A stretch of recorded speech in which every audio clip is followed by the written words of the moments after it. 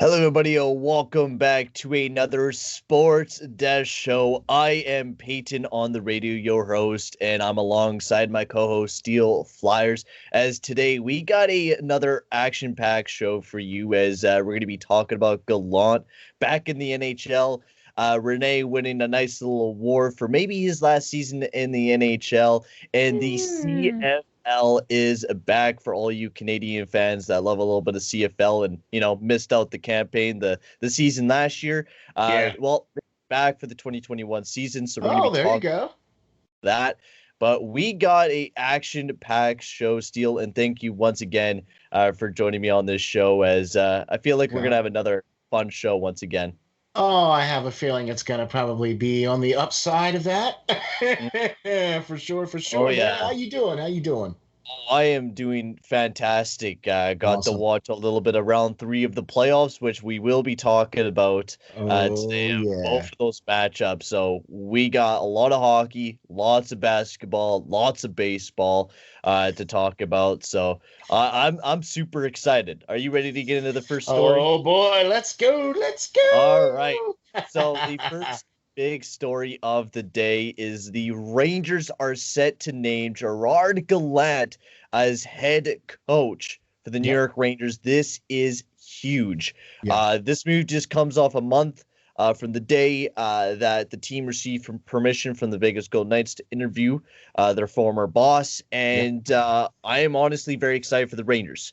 Gallant just finished up his trip in the Liga there, the Latvia, getting a gold medal for Team Canada, who had a very poor start for Team Canada. And then once they got some added reinforcements into the team, they just seemed to be a new team. And Gallant just coached this team all the way to a gold medal. And now he's going to another young Rangers team with Laffy and Capo Caco and Pinar. And maybe Drury was watching the championships and was saying that, like, hey, if he could coach this young gold medal team, then maybe he could coach the Rangers and bring up these young players Yeah, because and make Shusterkin them is into really those young superstars. too, and Mm-hmm. yeah, yeah, And yeah. you look at that entire defense core from Fox to Truba to just about everyone. Gallant is the perfect coach for the New York Rangers, without a doubt. He was the biggest coach on the market, and the Rangers got him. And this is going to be a huge guy for the team. I think that's going to bode really well for New York. I mean, Mm-hmm. I look towards the end of the season. New York played really, really well. The group of guys that is on their team now with Panarin, with Lafreniere was starting to come there towards the end. Okay, Kreider, Fox. I mean, the Zibanejad, right? And now I can only say Zibanejad when you put him with Panarin, Yeah. because when Panarin was out for those couple of weeks there when he was dealing with I guess some uh, international issues. Yeah.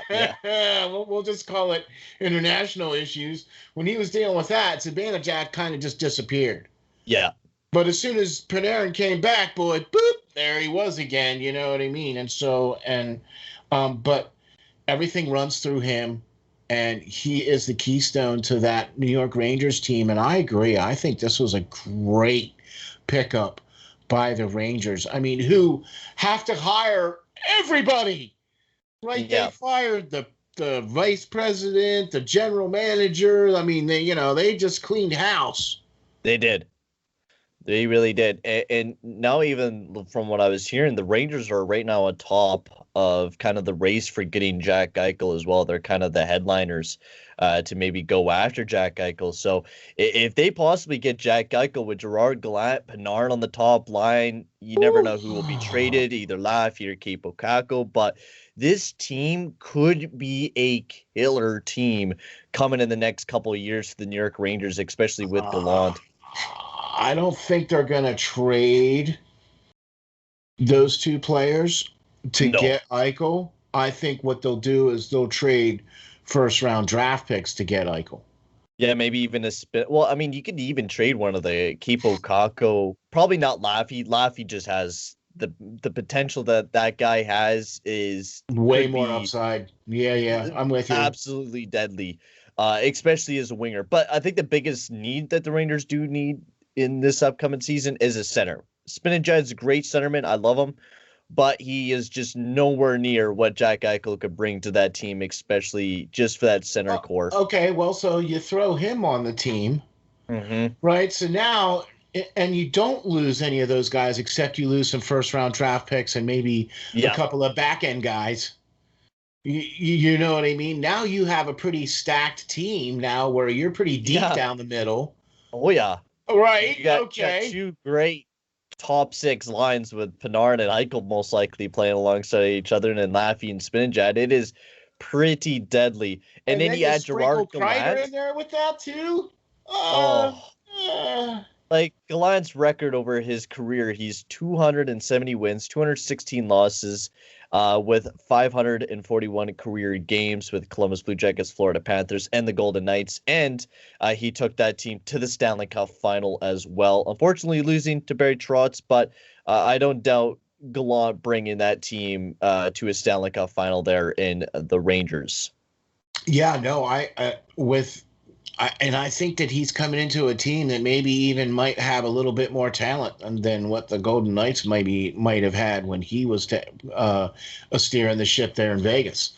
You know what I mean? Where he's coming into Shesterkin as one of the top young goaltenders that have been coming into the league now, and he had a little bit of a shaky, times there during the year, but for the most part, he had a pretty solid year. Yeah, shaky start.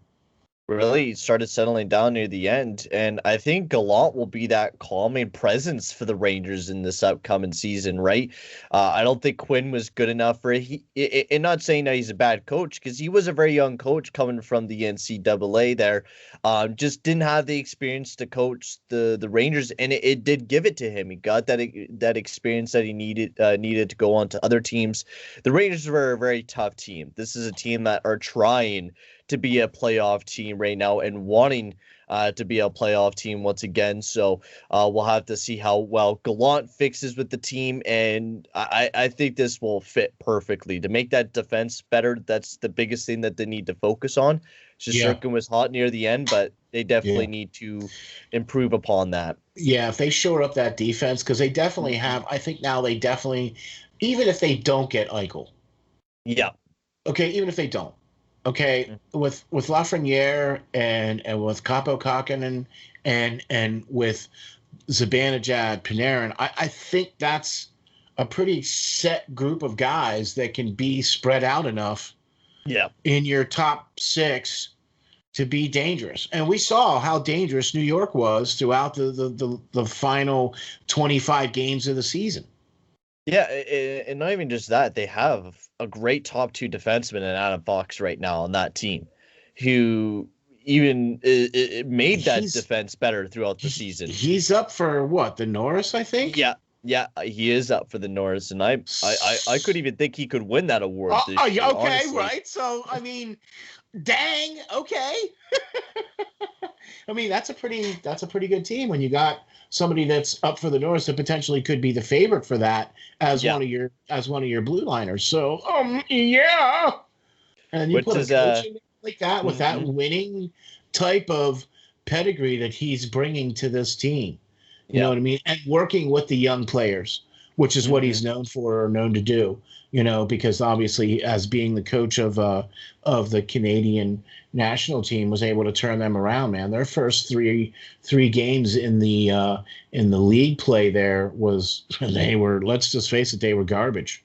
They were facing up against teams that they should have beat, but they were. I think Latvia, they lost 2-0 against the team there, and I never see that. That is a very rare thing that actually happens. So. And Gerard Gallant was able to turn the team around. It was just amazing. And to note on the awards, we actually got some award announcements that we're going to be talking about with our next story. There will be tons this week as the NHL is slowly announcing the awards. So one each day. So they're divvying it out like an eyedropper. Yeah. One a day. They awarded the first award, just a little one, as the King Clancy winner was announced yesterday, as Pekka Rinne brought it home. Which this award just is showing who's the leader on and off the ice, and who has made a noteworthy humanitarian contribution to his community. Rinne beat out Curtis Gabriel and PK Subban. Now, Rinne was recognized for his continuing work improving the lives of many in the Middle Tennessee.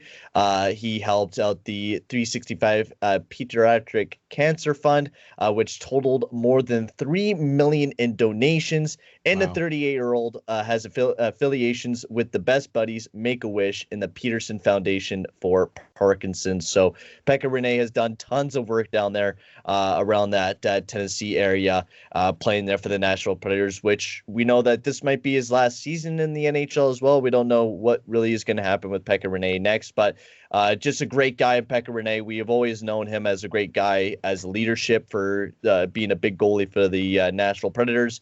And now we even know that he's a great off-ice leader as well, doing some great stuff there in Tennessee. It's always great when you get to see big-name players like Pekka Rinne give back to the community in a very substantial way. Like when you look at what JJ Watt has done, for when all his charity work, right? That's serious stuff. When you have guys like Pekka Rinne coming up for the Nashville Predators and being able to raise that kind of money, that's serious dollars. That's doing more than just showing up and signing autographs. You know what I mean? Because look, let's face it. When you get to a certain level of celebrity as an athlete, you get to that certain level of notoriety. Okay. And so now when your name gets mentioned and you have that kind of notoriety, that helps to, bring in the recognition. That helps to legitimatize these contributions to these communities, because this guy is involved. You know what I mean? And I'm not saying that he's not working for, legitimate humanitarian places. I'm just saying it adds to another level of trust. It adds to another level of, seeing him do something along those lines is a very good thing just for the community as well. And it shows that he's one of those guys that's going above and beyond. He's doing more than just sitting there at the desk and signing pictures and going, yeah, okay, thanks, appreciate it, bye. I mean, because you see that all the time. Oh, yeah, you do see that all the time. And I think Rinne he's such a nice human being and deserves this award so much.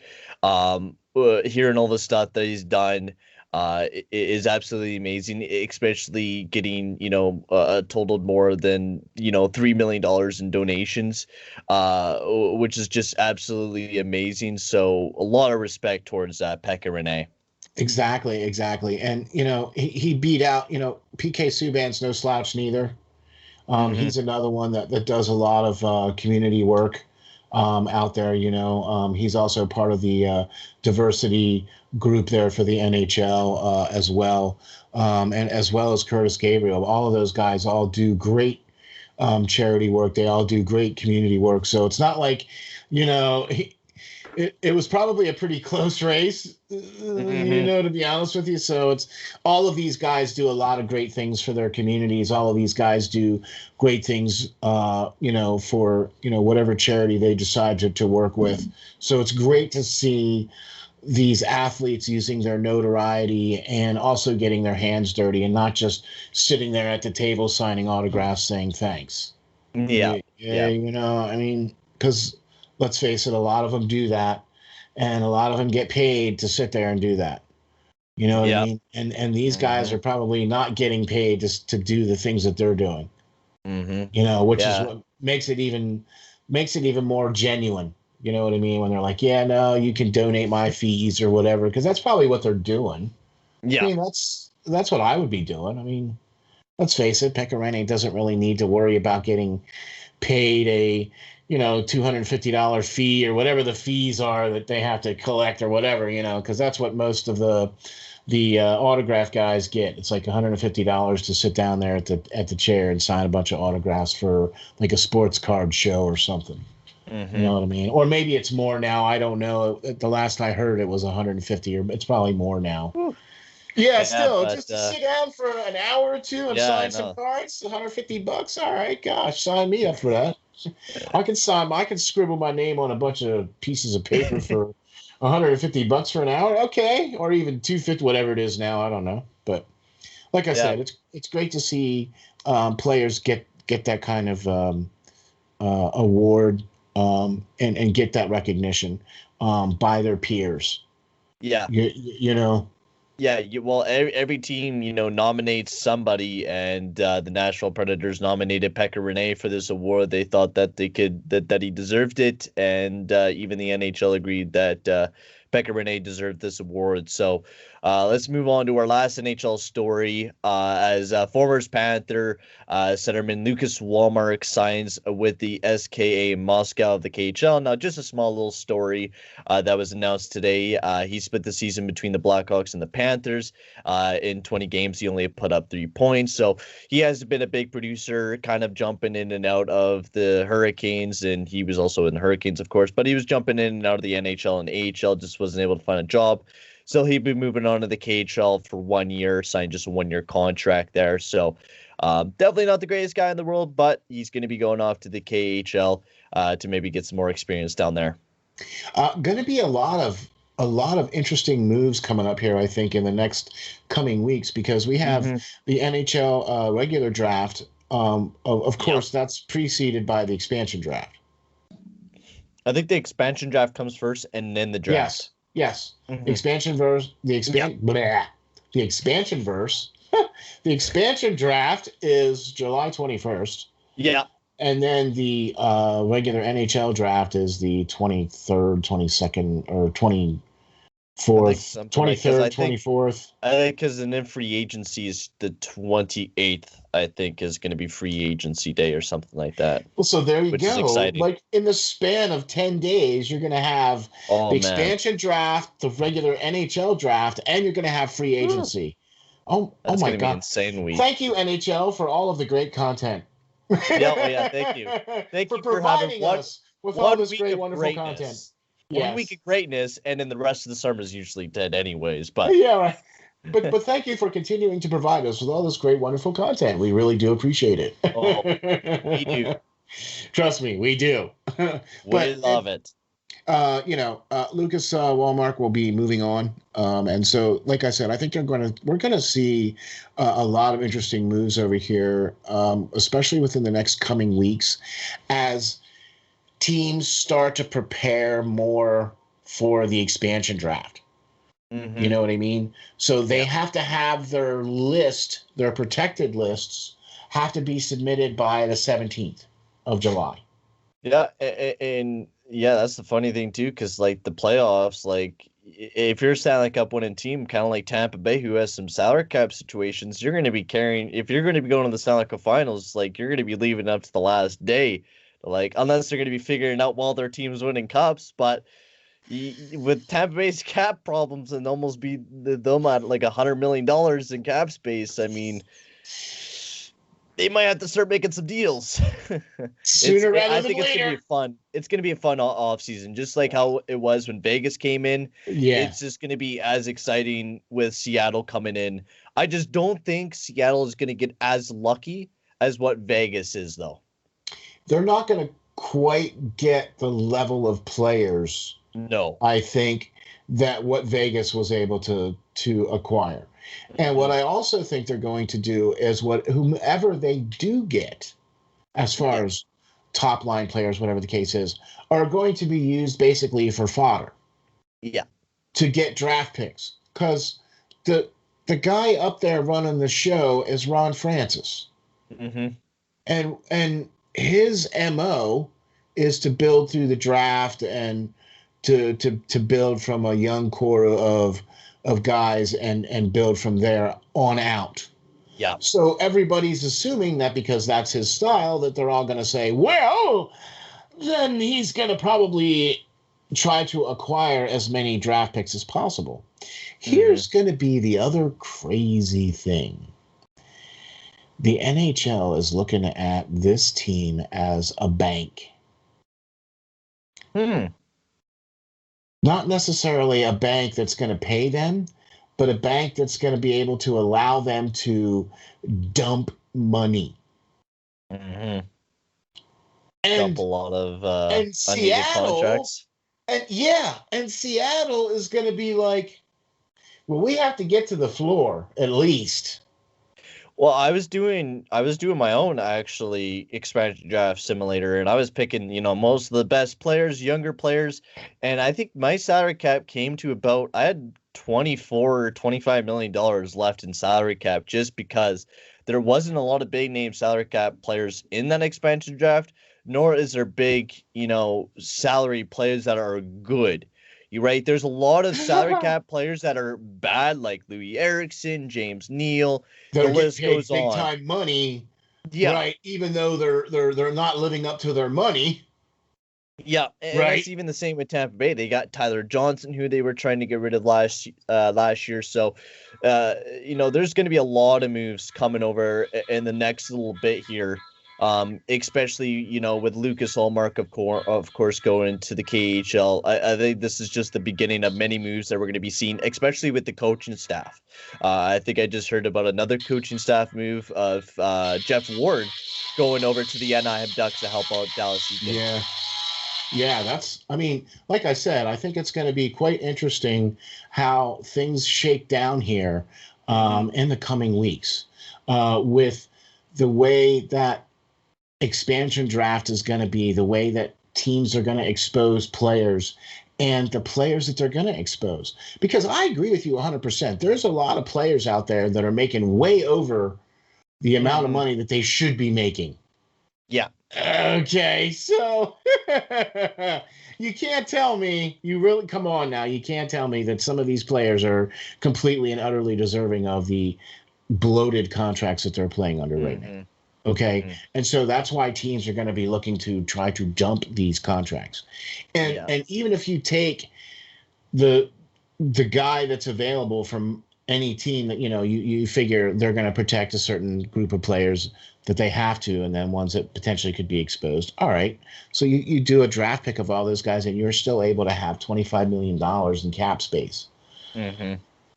Which puts you right there at the likes of, the LA Kings, because the LA Kings are one of those other teams, too, that have this huge bank of money that they just need to spend or that they can spend. You know what I mean? To the point where they could probably be in the running to get Jack Eichel. Oh, yeah. There's a lot of teams that could be out there. Even Seattle could even be a team that could go after Eichel, right? Once they get some players and they could go trade after him. Who knows? I think there could be a lot. I guarantee you that if they acquire enough number one draft picks, that they could probably dangle that in front of Buffalo and go, hey, here's a couple number one draft picks. And you'll free up a whole boatload of money for your team to buy everybody else you need. Right, because let's face it, if Buffalo had free of that money, free of Jack Eichel's contract, they could pay some of the guys that they have on their team that they need to keep. Oh, yeah. Well, I think Buffalo really just needs to kind of clear house. A lot of the players that they do have on the team, like I was hearing rumors about them trading away Ristolainen, which I think would be amazing for them because Ristolainen has not been the greatest guy for that team, especially since they're relying on him to be playing big minutes. I wish Eichel could honestly stay in Buffalo. I think he could be that guy that fixes up that team, but with the way that everything is going in that team right now, it just really seems to be going downhill. But we'll have to see what happens with Eichel. Yeah, for sure. All right. Let's move on to our last story as the CFL, the Canadian Football League, they approve a 14-game schedule for the 2021 season beginning on August 5th. They originally had a plan to unveil plans back in November for an 18-game season, but unfortunately they weren't able to get that. They were wishing to start it in this month here in June, but it had to be pushed back to August. So training camps will be starting on July 10th. The schedule was released today, so if you want to go check it out, you can and see all the games that are going to be coming up. As football will be back in August 10th here in Canada, so that'll be exciting for all the Canadian fans that love the CFL. So it should be really great, and it's big for this league because it's not the biggest league in the world, of course. And so if it's been closed down for 2 years, it would have been detrimental to the team or to the league. So it is great that they were able to open up the operations. Canada is a bit strict though with all the COVID regulations, so there'll be no fans in the stands probably until later on, maybe none. But even the rules for the football players are even really strict as well, from what I was hearing. A little bit more relaxed on players that do have both of the shots for the vaccine. So some positive news yesterday for the CFL, them coming back, having a 14-game schedule. Just positive sports news. I mean, it is. It doesn't matter if it's the CFL. The fact that they were out all of last year, they missed all of last year, and the fact that they're going to and the fact that they're coming back to do a 14-game schedule with all of the teams, right? Mm-hmm. Right, all the teams will be involved. Okay, cool. Yep. So that right there is a huge step in the right direction. And it doesn't really even matter if there's no fans in the stands or a limited number of fans in the stands. The fact that they're actually playing the sport and playing games, that's all that really matters. You know what I mean? Yeah. The fans will come, okay? And I have a feeling by the time that August and that stuff rolls around, it'll be pretty close. It will be able really to close. Allow more and more fans in the stands. I have a feeling as time goes on and more people get vaccinated. Even I know that Canada is not quite has been at the same level as the United States and some of the other countries as far as getting vaccinated. I'm sorry. But at some point, everybody's going to get to a point where they're going to allow all the fans in the stands. Yeah. And there will be definitely a point like that sooner or later. But this honestly is huge for the CFL, without a doubt. Oh, yeah. They took a huge a lump sum of money, like a huge loan from the government last year because they weren't able to play. This is a big thing for the CFL. I am really excited to see some CFL football back, especially the Grey Cup. The Grey Cup is always an exciting time, even though we might not be able to go there in person. This is just one more step to normalcy. Yes. Especially just around Canada and around America, to see all the sports back in flying lights is just amazing to see, especially for the CFL. I'm also very excited because, people look at the CFL and go, well, it's not quite up there with the NFL. But you know what, though? Here's the thing. A lot of the college players that don't get drafted in the United States play in the CFL. And a lot of players that get cut from NFL teams, like during training camps and whatever, potentially can make CFL teams. Yeah. It's another way for players to play the game and get paid. Well, and the NFL doesn't really have a minor league system, right? No. But I don't look at the CFL as a minor league system. No, I don't look at it as a minor league system either. I look at it as a nice big league. It's kind of like almost the KHL. Of the NHL. Yeah, exactly. Perfect. Like the That's KHL perfect. of the NHL. Yes, right. I agree. It's a small league. It doesn't have the greatest players in the world, but it's a nice complementary to watch it during the summer. I would tend to disagree with that, sir. There's been quite a few players that have come through the CFL or have gone back and forth from the NFL to the CFL. Warren Moon, Doug Flutie, you know what I mean? Those are just two players that come right off the top of my mind. You know what I mean? There have been countless scores of other players that are those starters that you don't always hear about, but they're starters. You know what I mean? You're going to have that level of player at every level, no matter what, college, professional. I look at CFL as a professional league. I agree. I look at them as like the level of KHL. They still play their players multiple millions of dollars a year. Johnny Manziel tried to go up there and play. I mean, come on. Okay, what? But It didn't work out too well, it but didn't work out too well. But yeah, okay. You still have to have some skill and talent to be up there and play. Yeah, it's Mhm. not like it's not a slouch league. This is what I'm trying to say. It's not a slouch league, and I give them all the props in the world for being back, and that's great to see that. And I agree with you, Payton. One more step towards normalcy. It is, You and know, I can't wait to watch some amazing football again, especially with the CFL, and get to see my Edmonton Elks back out on the football field again, which should be very exciting. sure, it's a bit of a different game than the Hmm. regular NFL, but it's still exciting to watch. I've watched quite a few of Grey Cups in my day, just because I catch them, and they usually had them on TV at the time. You can't watch any other games except that game. So I've Hmm. watched a few of them over the years, but uh, that's awesome, and it's always great to see sports coming back, players getting back, and everything like that. So eventually they'll get the fans back in the stands, and that means all the concession people will be getting back to work and all those kinds of things. So Yep. that's what it really means. That's what it's Hmm. really all about, is getting those people back into work. Yep. Okay, seriously, like this whole thing with the NHL and them slowly allowing fans, and then also now with the baseball games and everything like that, especially in the United States, where they're More relaxing. jobs. Yeah, they're relaxing a lot more of the regulations now, and more people Hmm. are attending games and things like that, and so it's getting back more and more towards normal. So we're all for that, and really appreciate that. So thank you very much. That was our top stories. That's the first half of our Hmm. show.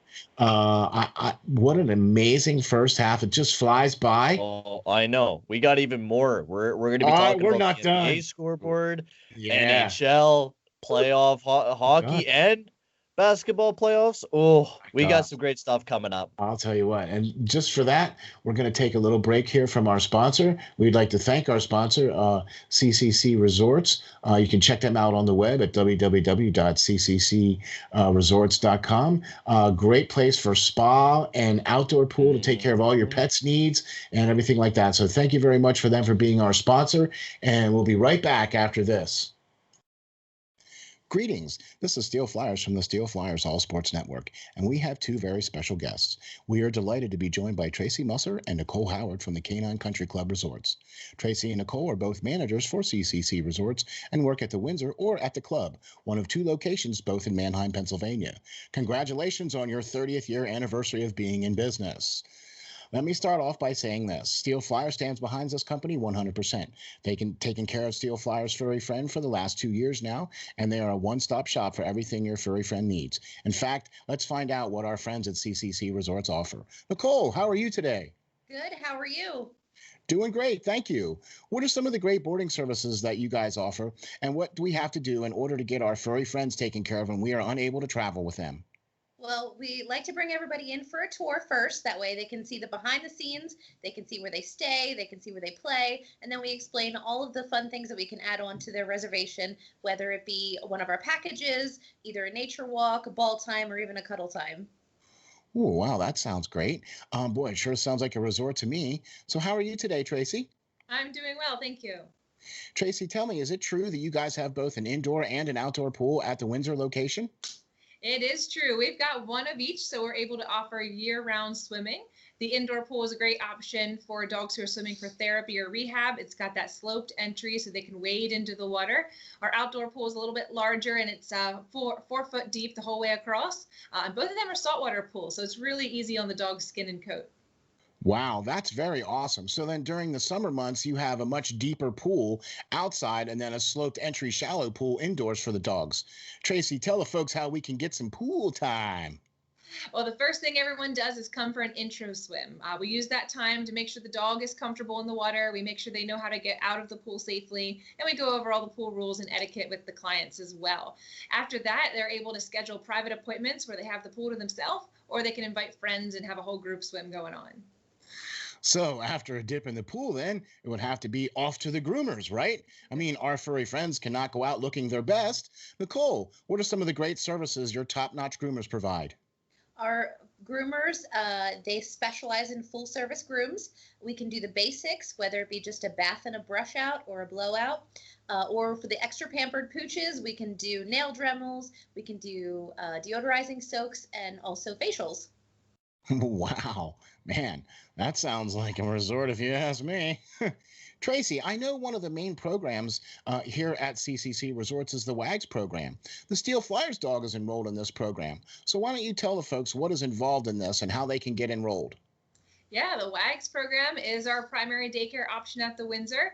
It's designed to be a structured program for people who are looking for a set routine for their dog. They all come on the same days each week, which allows them to have set friends, and we know exactly what's going on with each group. So we do a little bit more activities and we build more into their daily routine there. But we've got other daycare options as well for people looking for a little less commitment. We do an hourly care where you can drop them off and just pay by the hour. We also do a day stay option, which is great for the dogs that prefer human friends instead of making friends with other dogs. And then we have a traditional daycare option as well if you're looking for the occasional outing for your dog. Wow, there you have it. A full service groomer, a daycare program, and an indoor and outdoor pool. What more could you ask for? Sure seems like CCC Resorts has everything covered. Remember, DOG, depend on God.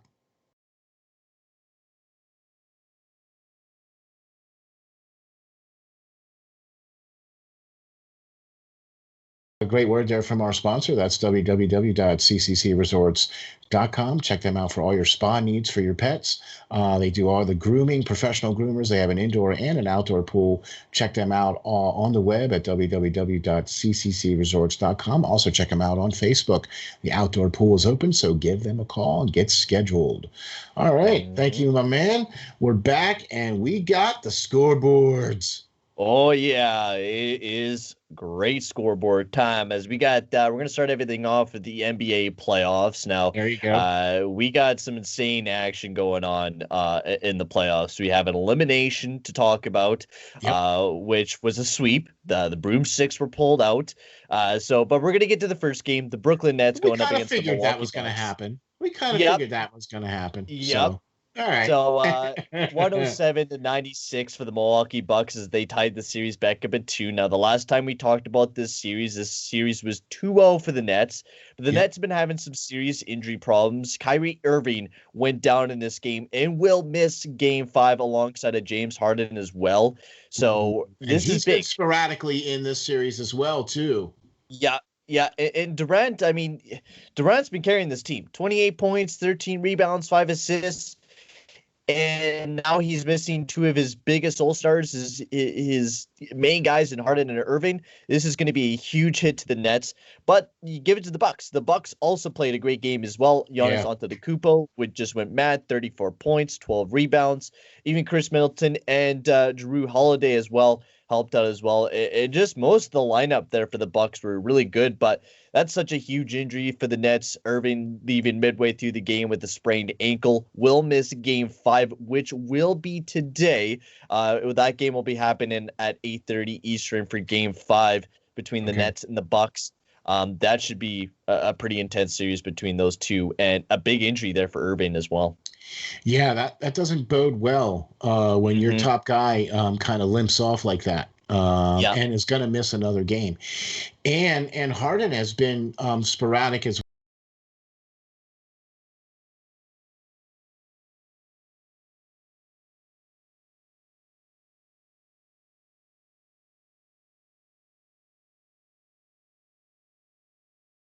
well. I think he was in for the first game maybe, and then he missed the last 2 or 3, or he was out the first 2 games or something like that. He hasn't played very much in this series either. No, he has not played very much in this series. I think he got injured in the last series, if I'm correct. But yes, I know he's been dealing with some injuries throughout this playoffs. He is apparently he's kind of doubtful for tonight's game. There's some articles saying that they're going to test the hamstring during a shoot around ahead of tonight's game. So it's still a very big mystery on James Harden. But if it's a hamstring injury, most likely he probably won't be playing in tonight's game for Game 5 between the Nuts and the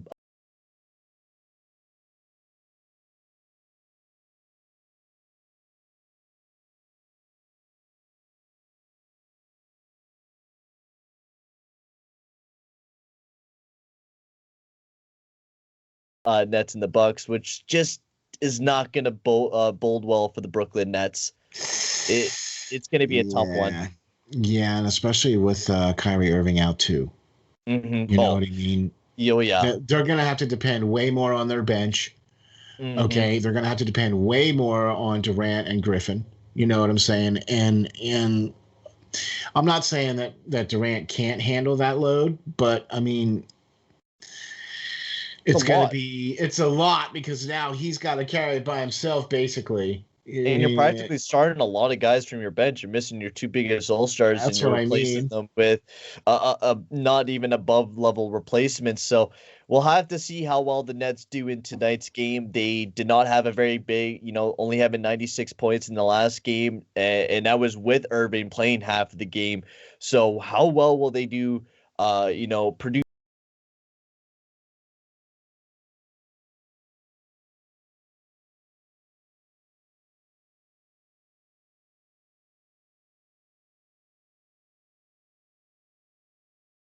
producing offense without Irving and Harden in the lineup. So that will be a pretty tough game for the Nets. I'll tell you what, though, all things considered, 96 to 107 is not that bad off. You know what I mean? It's not like Milwaukee just said, yeah, we're stepping in it and going through. They were able to take these last two games because of the injury issues.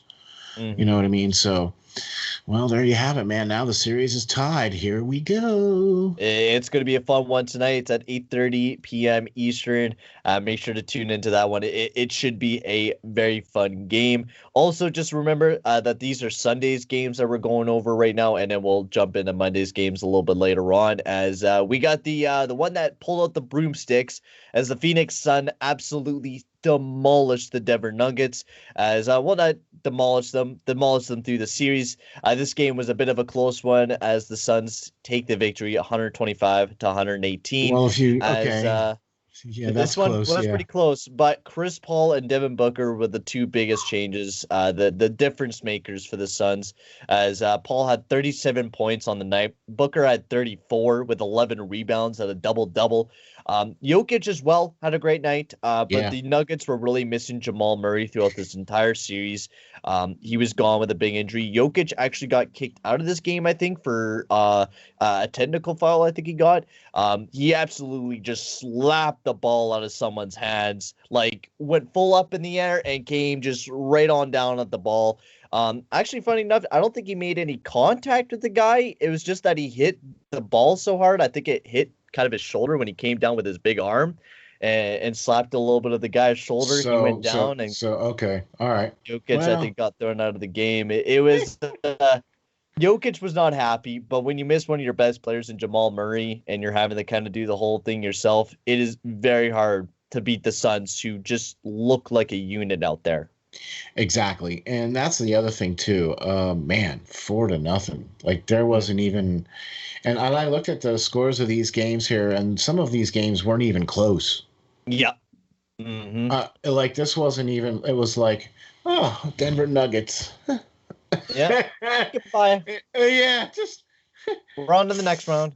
Fling them off, yeah. But and that's the thing that's funny. Like every series so far, except for that one, I think the series is tied at 2. But for the Suns and Nuggets, the Suns quickly got past that, and everyone else is having a real tough time because every team is so even. Especially the Nets and Bucks, the 76ers and the Hawks are so even, right? Which is the next game we're going to be getting into now, as we're going to get into Monday's game, yesterday's games, as the Philadelphia 76ers lose to the Atlanta Hawks, and this was a nail biter. People were biting off their nails. Yeah, they were. It was coming down to the end. It was who's going to have the ball who's going to have the ball last. And it was who's going to make that final shot? It was 103 to 100 for the Hawks. Now Ben Simmons did have a chance with the final 9 seconds left to get a 3-point shot off.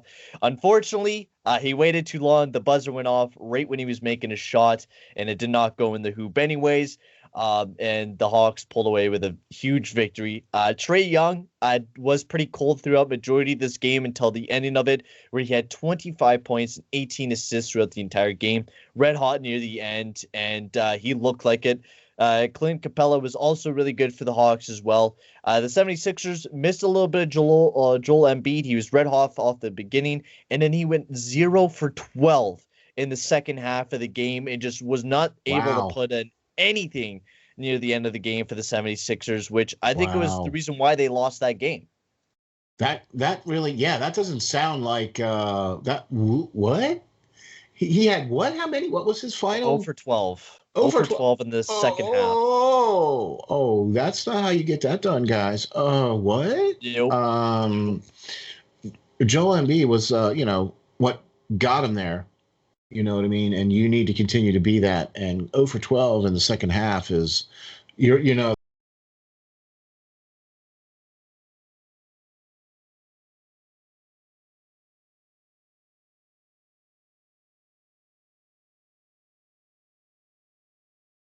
that's exactly why they lost. That has to be exactly. And the 76ers had the series lead 2-1, and they had a chance to really put the Hawks up against the wall, but they weren't able to. Embiid wasn't able to finish it off, and he missed a lot of big chances to put up some big points. He decided instead of going for a dunk, he would go up for a layup and totally messed up the layup, and the 76ers fall to the Hawks with some big mistakes.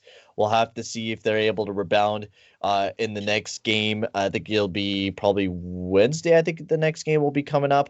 But a huge loss for the 76ers, definitely not what they needed.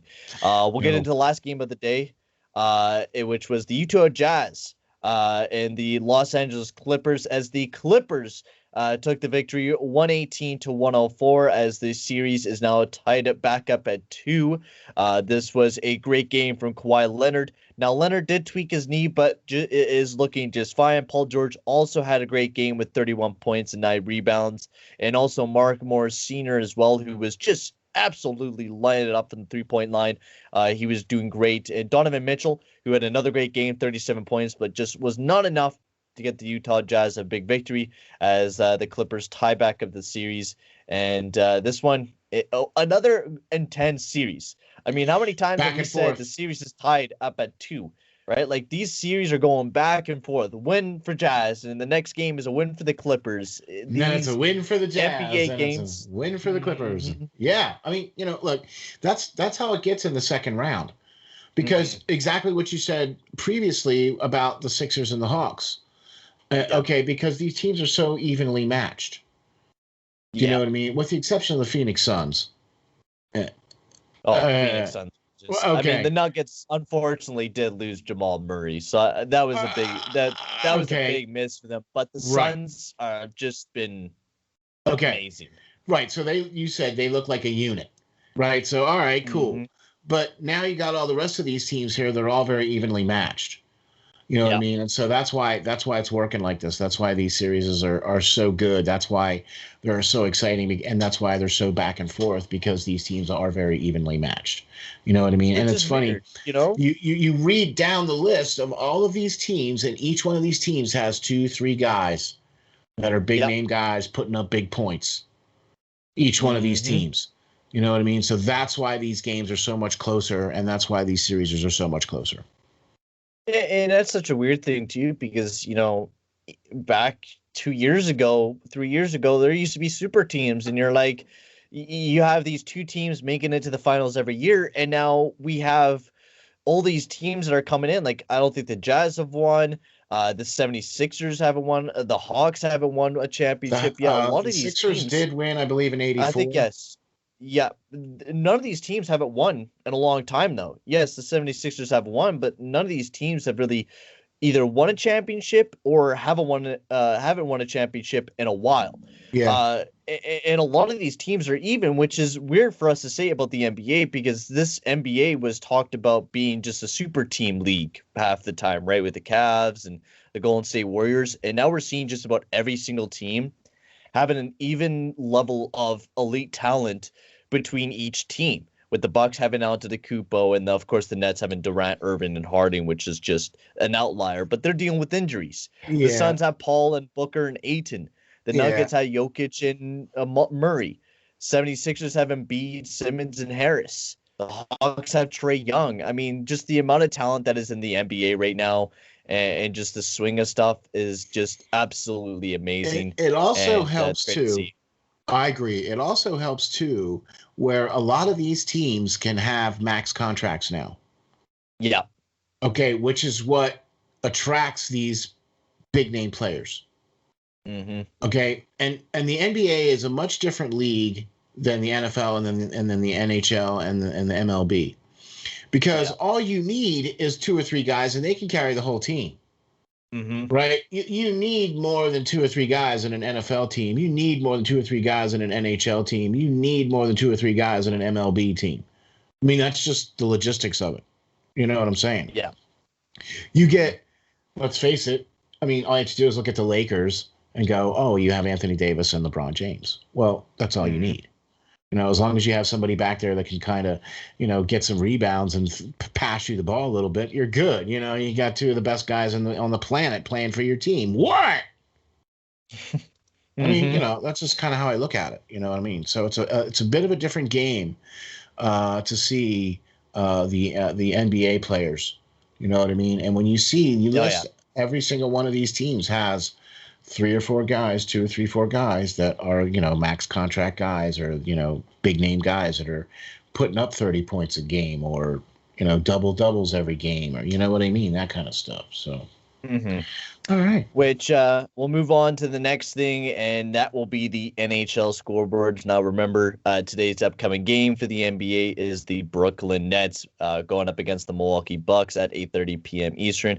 Should be a pretty fun game between those two teams as they look to kind of put one of the teams up against the wall. One team will be walking away, going up 3-2 and putting up a team on a brink of elimination. So we'll see how that goes, and we'll head over to the NHL scoreboard for Sunday's games. Of course, they're right now in round 3, so there's only going to be one game a day. As we'll get into the first one, the Islanders walk away with a big victory, defeating the Tampa Bay Lightning 2-1 and picking up the first win of the series. Semyon Varlamov was absolutely insane. A .968 save percentage, only letting in that one goal. Vasilevsky was also pretty good. He had .935 as well. But just not enough. This game was a tight defensive game. Islanders played great. Barzal with a big goal, same with Pulak. And the Islanders just, that defense is just, and especially Barry Trotz and his system is just insane. And of course, Tampa Bay Lightning and the New York Islanders, they faced a lot. They faced last year. And over the past couple of years, the Islanders have never beat the Tampa Bay Lightning in a playoff series ever. In a series? Yeah. Okay, in a series ever. Okay. Yeah. Because I'll tell you what, this was a very interesting game. These are two teams that, although have familiarity with each other from last year's Eastern Conference Finals, which this is not really considered an Eastern Conference Final. I guess it's considered a conference final. Yeah. Maybe, whatever. Something like that. Whatever. I think they're like semifinals or something like that. Yeah, right. Semifinals is what they're calling them. But they played Tampa Bay last year, and Tampa Bay outlasted them. They just eventually out-physicaled them, and Vasilevsky just was able to stop more goals, stop more pucks than their goaltending, and they were able to just score a little bit more. Okay. Yeah. This year is a little bit different now because Tampa Bay's coming in at full strength. They got Kucherov. They've got Stamkos. They've got Braden Point because he played very limited in the series last year, right? Yeah. The only people that, the Islanders are coming in with a slightly different team with Palmieri now and missing Anders Lee. Okay. And so they've got a bit of a different team this year and a bit of a different style. And I'll tell you what, it seems like to me, New York came into Tampa Bay and basically just punched them in the mouth and said, yeah, we're taking this series from you. As much as I have railed against Tampa Bay this year, and I totally picked Florida against Tampa Bay. That was a big loss. I totally picked Carolina over Tampa Bay. That was a big loss. And I was like, all right, I'm not doing it again. I totally picked Tampa Bay over the Islanders, and here I go. Yeah, I'm in the same way. I was like, I'm going to pick Tampa Bay. I'm going to pick Tampa Bay next time. And I'm like, the Islanders, I like their team, though. Like, they've been playing such a strong game. And, I mean, you never know. Tampa Bay might be able to come back and figure out the Islanders game once again, like they've been doing in the past years. But I think the Islanders, they got to win this. They've been in the conference finals. They've been a very strong playoff team since Trotz's came there. And yet they have never gone to the Stanley Cup yet. This could be the season, honestly, that they could pull away with that Stanley Cup victory. And if they could keep playing that strong game against the Tampa Bay Lightning and keep playing well against them, honestly, it could be a series where the Islanders take this series without a doubt. They just have to keep playing a good defensive game, and Semyon Varlamov has to play better than Vasilevsky. And I'd have to agree with you 100%. And I think you're going to need Tampa Bay to step up. Yep. Because I think the Islanders had more of the better play. They had more of the zone time. They didn't have nearly as many shots as Tampa Bay did, which is a little bit surprising because Tampa Bay is not one of those teams that just sits there and just peppers you. You know, they get by with like 25 shots a game. Is like their average. You know what I'm saying? So they were a little bit high on their shot totals there. They were getting some great looks, but the Islanders were keeping them mostly to the outside. You know what I mean? Yeah. And keeping them boxed out. So if the Islanders continue to play like that, then they can definitely take this series. Oh, yeah, without a doubt. I definitely think if the Islanders played the way that they did in this game and keep making sure that they shut down the big talent, without a doubt, they could totally pull the series off, which we'll get into the next game. Monday's games are the one that we had, which was a pretty good one. The Golden Knights going up against the Montreal Canadiens as the Golden Knights pull away with a 4-1 victory. As the Knights win game one, they go up 1-0 in the series. And this game was a weird one. It almost was like I looked at the analytics, and I think this one was 50-50, which I wasn't expecting. I thought it was going to be a landslide towards Vegas. Yeah. Because Vegas looked like a better team than Montreal, but it didn't end up that way. But but throughout the game, though, Vegas was clearly the better team. Oh, yeah. I mean, it just seemed like Montreal was kind of chasing. They were skating around chasing after Vegas. Vegas is also a bigger physical team. I'm not saying that they're not necessarily bigger than Montreal, but this is also going to be one of those series that's going to need to be physical, and Montreal is going to need to step up and be more physical than what they were. Okay. Oh, yeah. Yeah. Because if you can do that to Vegas, if you can match their physicality, right? Because I think Montreal has the offense to get past Fleury or Lehner or whoever they want to put in net. I'm not saying that they're not good. I'm just saying I think Montreal has the offensive firepower to do that. You know what I mean? But they need to be playing more of that type of game and be more physical and exert themselves. Because if you can do that, if you follow that MO that like Minnesota did, right? Because I kind of look at Montreal kind of geared a little bit the same way Minnesota is, more defensively minded, and then they score opportunistically. Yeah. Yeah, and that's the big thing with Montreal's game plan. They like to go out there and get the first goal. They weren't able to, and they were chasing, which they didn't really chase very much throughout the playoffs because they were leading in most of that Jets series. And now they're going up against a Knights team who plays kind of a similar game to them, a very defensive style of game. Exactly.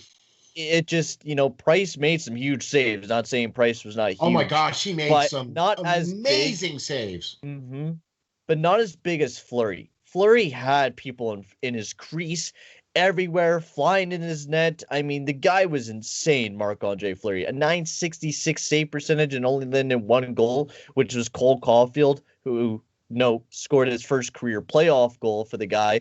Right. It was an absolute beauty of a goal as well. It was. But let's not forget, for the Vegas Golden Knights, they had all their defensemen chipping in. They had 3 goals from their defensemen. One from Shea Theodore, one from Martinez, and one from Holden.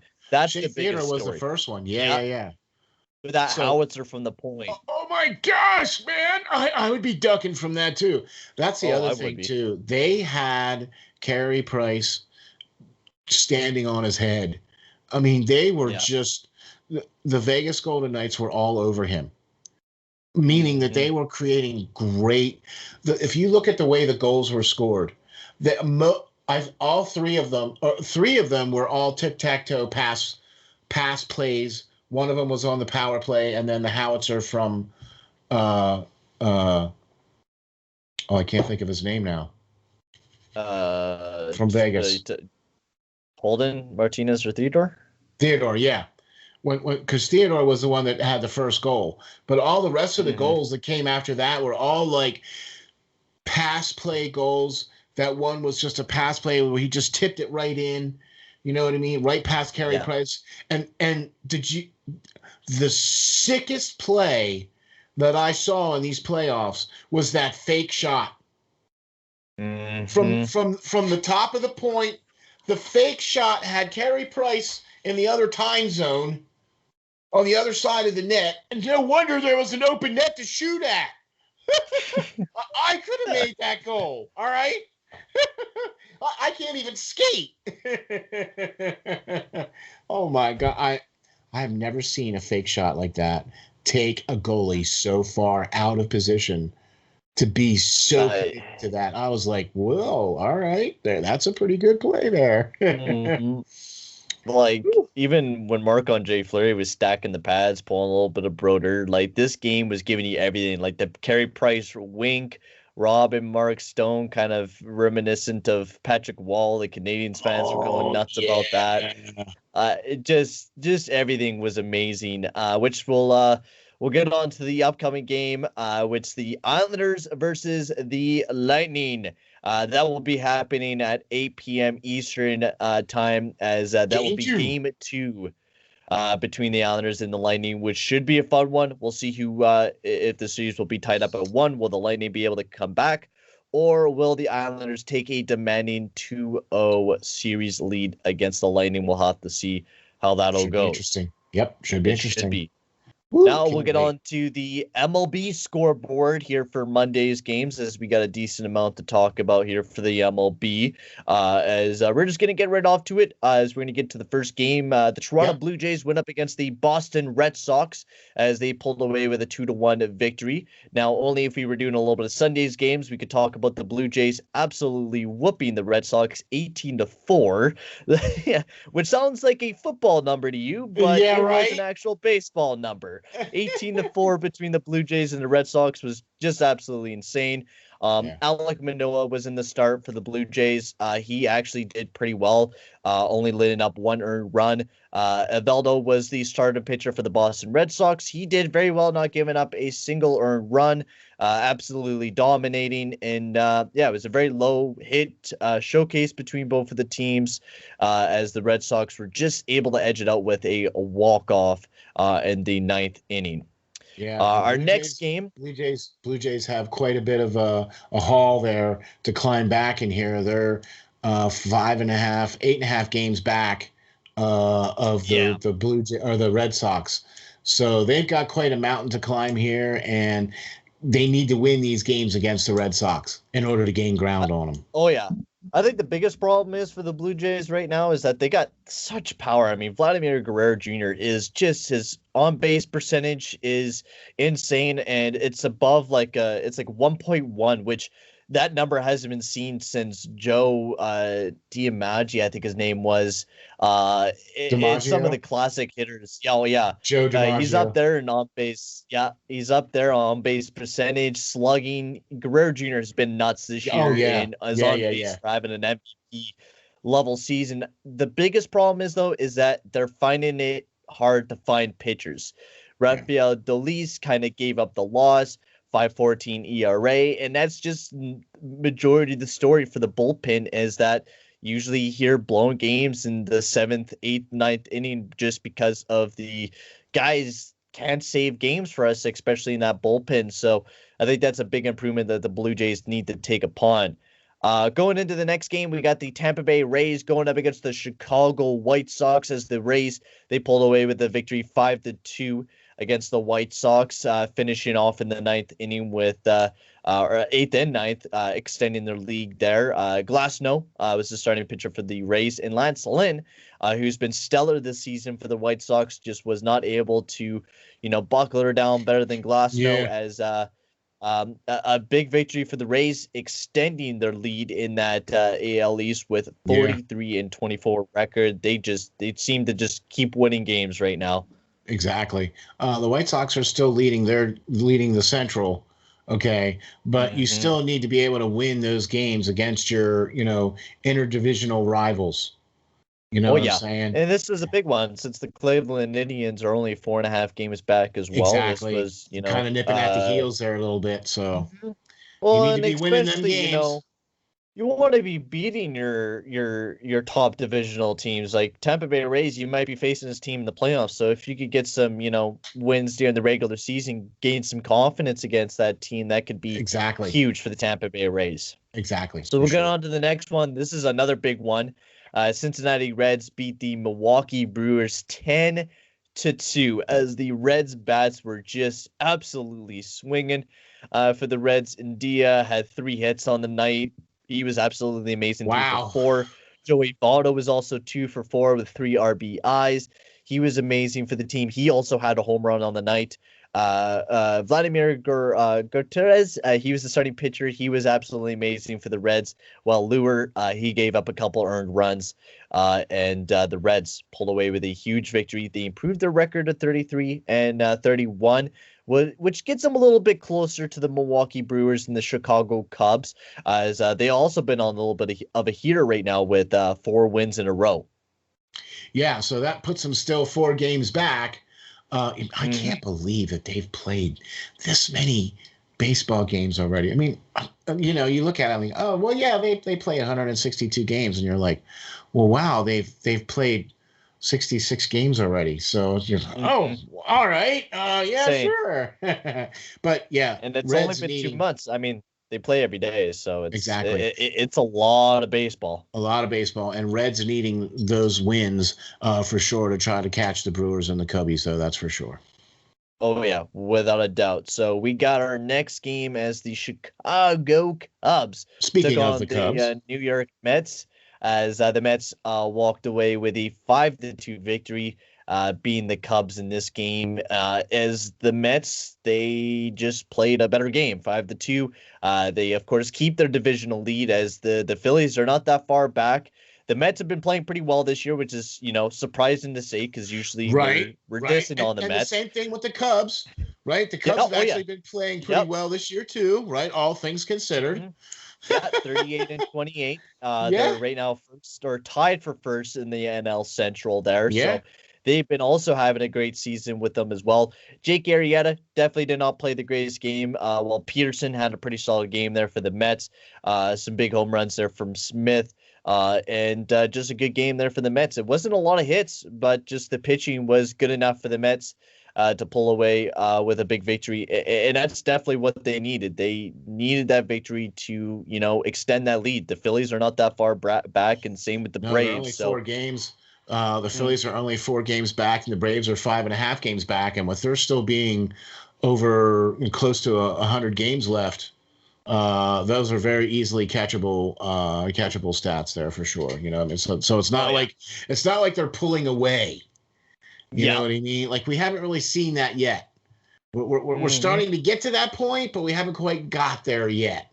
I think once you start getting into the 80, 90 games, you start getting into the All-Star break, you start seeing teams starting to pull away. Yep.